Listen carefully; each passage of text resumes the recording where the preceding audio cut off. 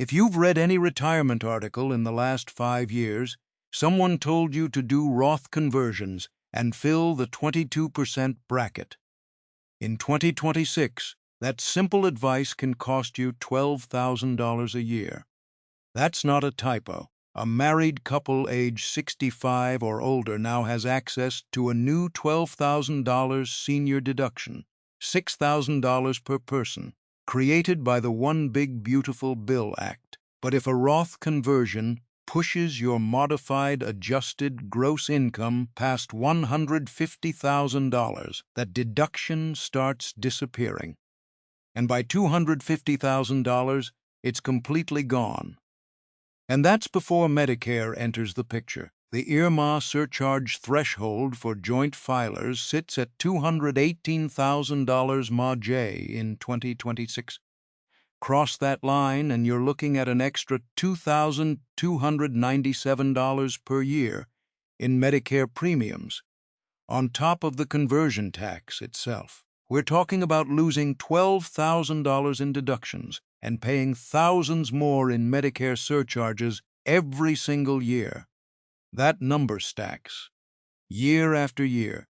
The old fill-the-bracket rule assumed any room under the 22% ceiling was fair game. It didn't account for two new cliffs that now sit below that ceiling. So what looks like a smart, standard move on paper can quietly push you into a 32% effective rate before you even realize what happened. So what's the new playbook? In this video, I'll show you the 3-layer tax ceiling you need to navigate in 2026 and a specific conversion window that closes at age 63.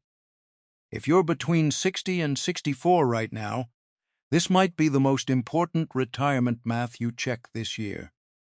If you're 60 or older with a traditional IRA, subscribe now. I'll show you why the old advice is costing people thousands and what to do instead. For years, the standard Roth conversion advice went like this. Find out where the top of your tax bracket sits, then convert just enough to fill it. The idea was simple. Move money from your traditional IRA to a Roth while staying in the lowest possible bracket. Pay a predictable rate now, never pay again later. That framework is not wrong on its own. The problem is that 2026 introduced two new landmines sitting below the 22% bracket ceiling, and most conversion calculators don't show you either one. The first one is the OBBBA senior deduction. The One Big Beautiful Bill Act created a $6,000 deduction per person for anyone age 65 or older.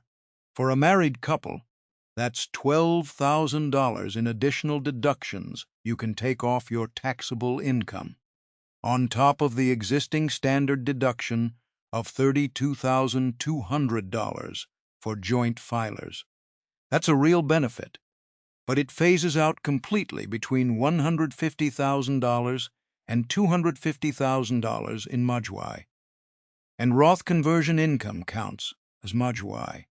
So here's what actually happens when you convert $100,000 to fill the 22% bracket. A joint filing couple age 65 and older starts with a $32,200 standard deduction. To reach the top of the 22% bracket, taxable income of $211,400, you'd need gross income of roughly $243,600. A $100,000 conversion that pushes MAGI to that level wipes out nearly the entire $12,000 deduction. That $12,000 loss is taxed at your marginal rate. Add that to your 22% conversion rate, and the effective marginal cost of those last conversion dollars is closer to 32%. You didn't fill a 22% bracket. You quietly stepped into a 32% one. That's the hidden math. A $100,000 conversion can eliminate a couple's full $12,000 combined deduction. Those are not my numbers. That's directly from tax planning research on the 2026 law. The second landmine is IRMAA. The Income-Related Monthly Adjustment Amount is a Medicare premium surcharge that kicks in based on your income from 2 years prior. In 2026, the Tier 1 threshold for joint filers is $218,000, MAGI. Cross that line, and each person on Medicare pays an extra surcharge on top of the standard Part B premium of $202.90 per month.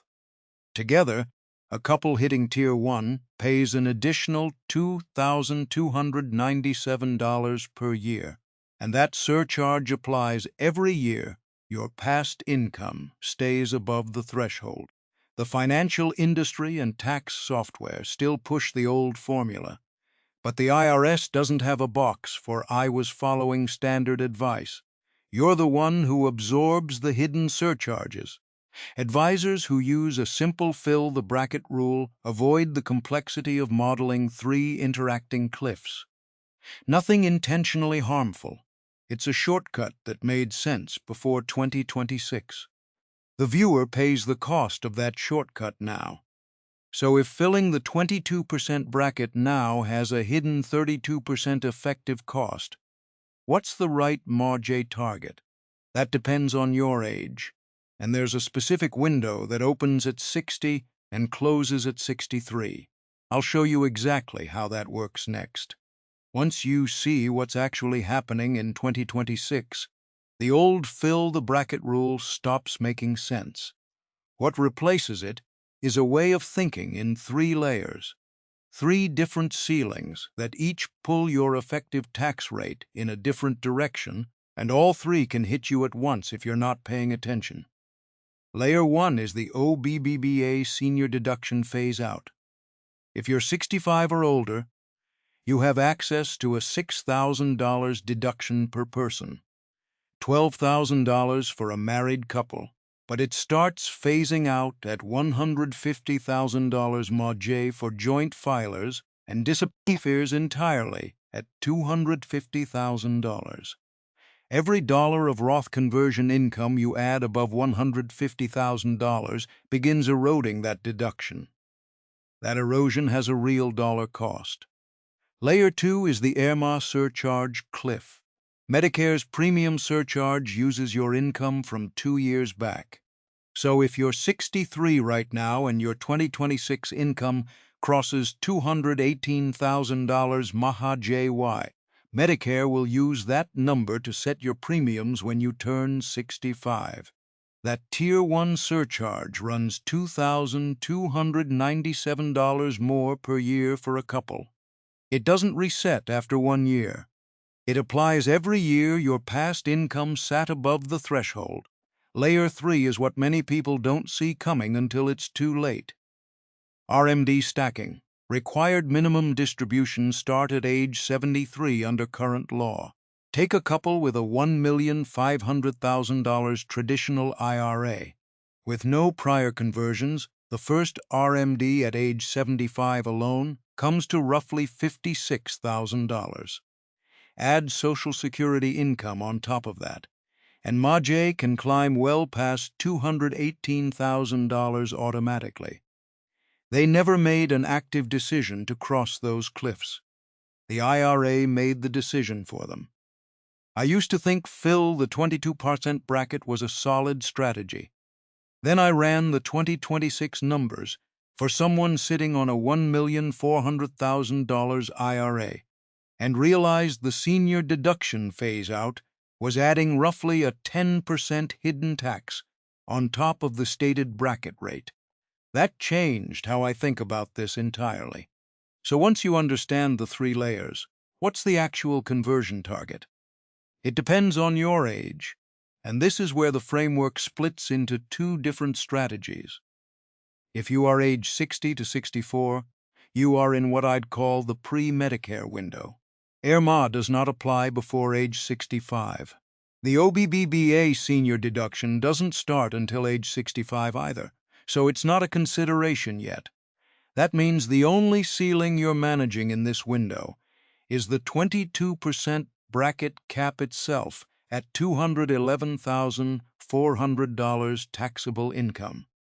You can convert up to roughly $243,600 in gross income without crossing the IRMAA threshold in 2026. That's a meaningful amount of room. Here's the math on what that window can do. Take a 61-year-old couple with a $1,200,000 IRA and no other income. They convert $185,000 per year for 3 years, ages 61 through 63. That's $555,000 moved into a Roth. They pay tax at roughly 22% effective, using cash from outside the IRA. Total tax cost around $122,000. But look at what they've done to their RMD exposure.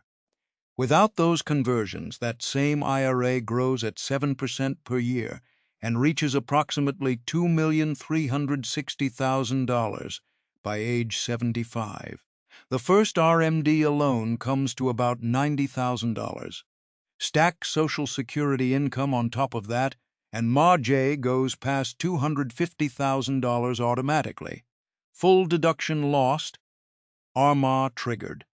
With those 3 years of conversions, the IRA balance drops to roughly $645,000 at the starting point of compounding, and the projected RMD at age 75 is closer to $24,000. All the cliffs stay below. That's a dramatic difference for 3 years of deliberate planning. If you are age 65 or older and already on Medicare, the strategy shifts. The OBBBA deduction is now in play. Your ceiling isn't $218,000 anymore. It's $150,000, MAGI. Every dollar above $150,000 starts costing you deduction. So the target becomes convert only enough each year to keep MAGI under $150,000.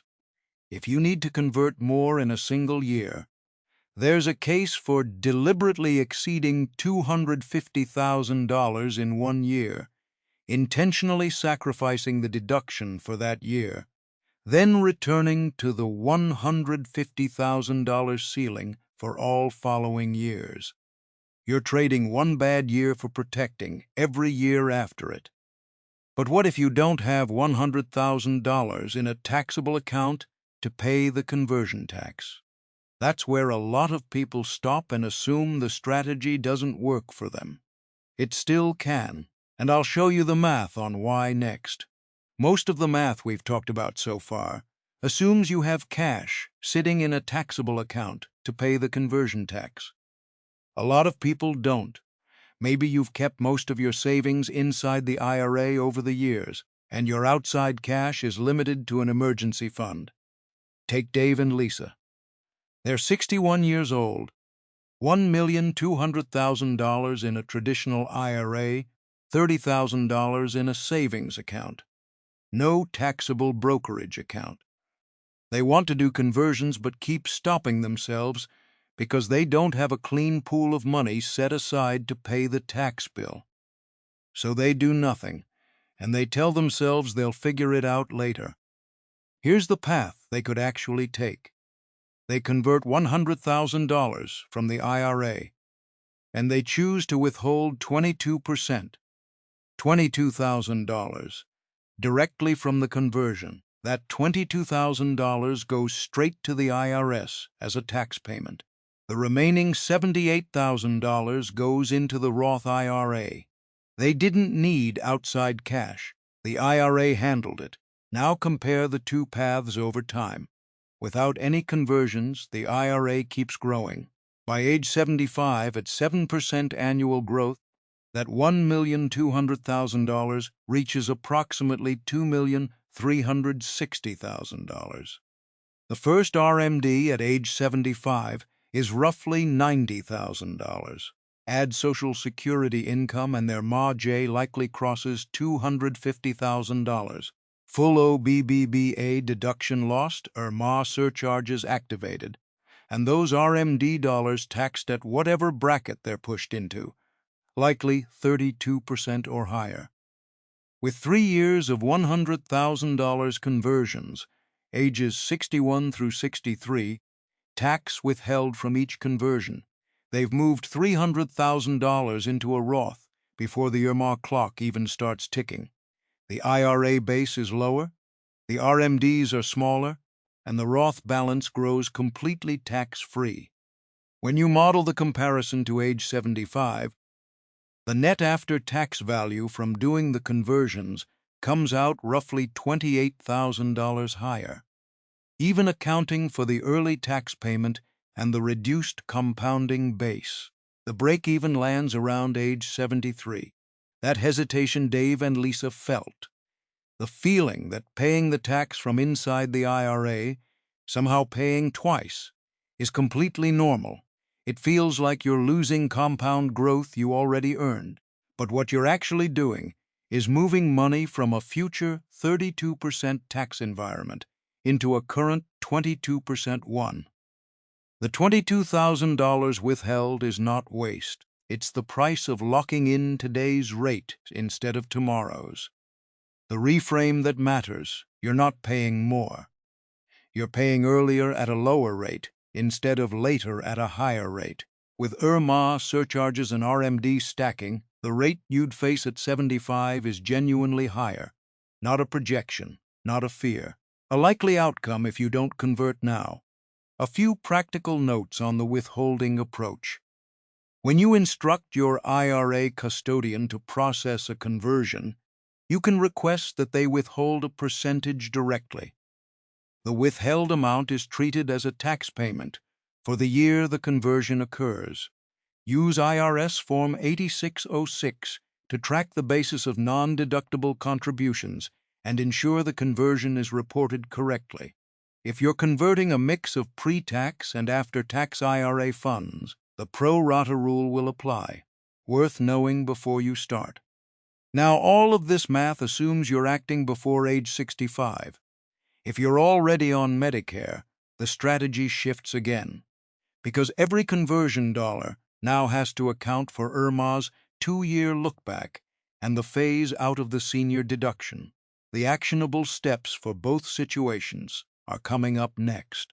So let's put the framework into a concrete sequence you can actually use this year.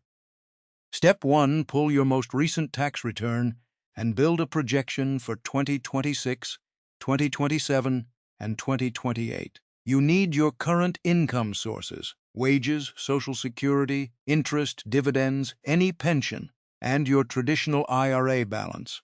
From there, subtract the standard deduction, $32,200 for joint filers, and other above-the-line adjustments to estimate your baseline MAGI before any conversion. The gap between that number and your chosen ceiling is your annual conversion capacity. Step 2. Choose your ceiling based on your age. If you're 60 to 64, your target is $218,000 MAGI. That's the IRMAA Tier 1 threshold in 2026.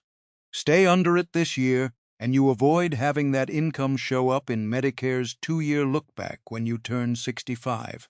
Conversions done at age 60, 61, or 62 don't factor into IRMAA at all. Age 63 starts the look-back window. 2026 income for a 63-year-old gets used to calculate Medicare premiums at age 65. Age 64 is the year directly before Medicare. That income affects your premiums starting on day 1. So if you're 60 to 62 right now, you have the cleanest window available. If you're 65 or older, your target is $150,000 MAGI, the threshold where the OBBBA senior deduction begins to phase out. Every dollar above $150,000 starts reducing that $12,000 combined deduction. Below $150,000, you keep every dollar of it. Here's the counterintuitive part. The OBBBA deduction runs only through 2028. If you push all of your conversions to 2029 or later, that $12,000 protection is gone entirely. The next 2 years are your most valuable window for using the deduction as a floor while still converting aggressively below it. Step 3. Decide how to pay the tax. If you have enough in a taxable account or liquid savings, paying from outside the IRA is mathematically better. It lets the full converted amount compound tax-free inside the Roth. If you don't have outside money, withhold from the conversion itself. The math still works, as we showed with Dave and Lisa. You just lose a portion of the compounding on the withheld amount. Step 4. Run the 3-year ladder if you can. A couple converting $80,000 per year for 3 years, ages 61 through 63, moves $240,000 out of the traditional IRA before IRMAA's look-back becomes a factor at all. That's $240,000 shifted into a tax-free bucket, reducing future RMD pressure without crossing a single cliff. Step 5. Get the reporting right. Roth conversions are reported on IRS Form 8606. If your IRA contains both pre-tax and after-tax contributions, the pro rata rule determines what portion of each conversion is taxable. Running this before you convert, not after, avoids surprises at tax time. The window for all of this is 2026 through 2028.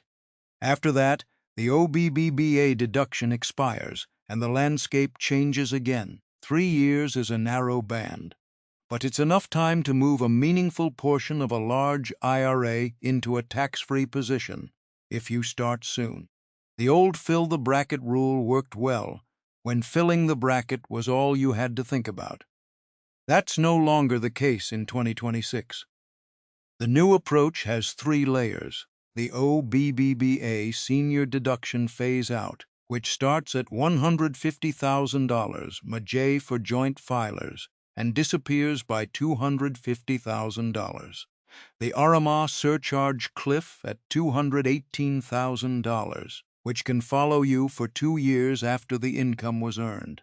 And the RMD stack, which starts at 73 and builds every year your IRA is left untouched. Convert before age 65 and you sidestep 2 of those 3 layers entirely. IRMAA hasn't started yet, and the OBBBA deduction doesn't apply yet, which means you can convert at the full 22% bracket without hidden costs eroding your rate.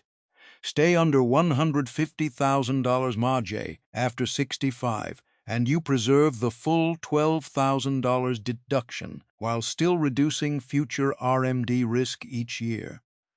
You don't have to convert everything.